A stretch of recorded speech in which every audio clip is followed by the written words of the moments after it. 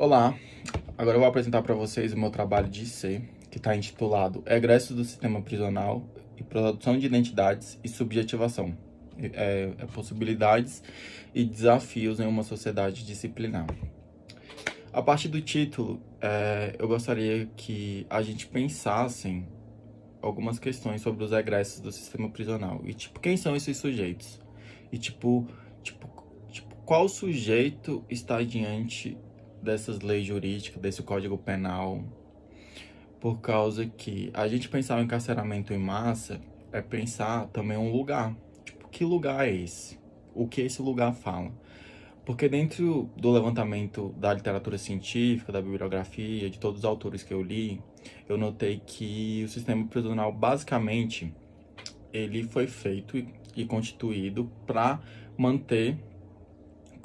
como mecanismo de controle, uma classe específica, pautada numa cor específica, numa classe específica. Então, dentro dessas questões, eu gostaria de investigar, analisar como aspectos sociais dos egressos do sistema prisional afetam o modo de subjetivação dos mesmos em relação aos seus processos referenciais e identificatórios. E para isso, eu vou utilizar a metodologia de história de vida, que se enquadra numa pesquisa-ação. E foi entrevistado um participante, homem, egresso, né, do sistema prisional do Distrito Federal, e para a produção dos dados foi utilizado um roteiro de entrevista clínica semi-estruturado e um roteiro de análise de implicação também, para agregar as análises. A partir desse roteiro, a análise, a interpretação desses dados que foram produzidos, até nesse processo de construção mesmo, ele se fundamentou na epistemologia qualitativa e no método construtivo interpretativo da teoria da subjetividade, né, cultural histórico, produzido por González Rey. A partir disso, os resultados da pesquisa, eles evidenciam que, de maneira singular e social, que existe um conjunto de afetos relacionado ao desamparo, o medo,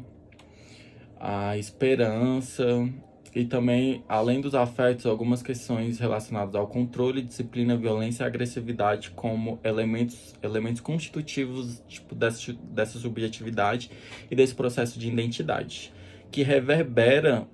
na forma que os sujeitos ocupam os espaços, os ambientes, as relações, por causa que,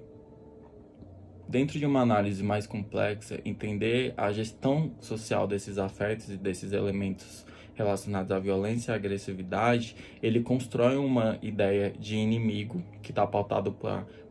por aspectos de política de inimizade, de necropolítica, né, que reverbera em toda um extermínio de uma classe, de uma população, de um grupo.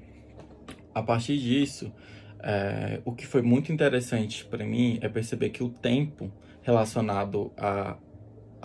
essa temporalidade da esperança, ela atua como um mecanismo de controle. Acaba inibindo a potência criadora do sujeito de operar em ações concretas, né? A partir da sua vivência, porque muitas vezes a esperança está fazendo ele ser lançado para um futuro que impede dele, de fato, operar nessa realidade concreta que está sendo construída por um desamparo. E não é qualquer desamparo, é um desamparo operado por estruturas sociais que está pautado numa exclusão social, numa marginalização, em uma segregação, no racismo. E a partir disso nota-se que a lógica de identidade, ela se torna um mecanismo de controle, porque ela acaba gerando um fechamento sistêmico do sujeito, impedindo que ele possa se reinventar a partir da relação dele com medo, com as instituições, né, com ele mesmo, porque acaba que o sistema prisional, marca esse corpo como um egresso, um ex-criminoso que ainda tem uma certa natureza de cometer um crime e impede que o sujeito possa ser visto na sua potência, além dos aspectos criminais que foram colocados e construídos na sua história por várias questões. E a partir disso conclui-se que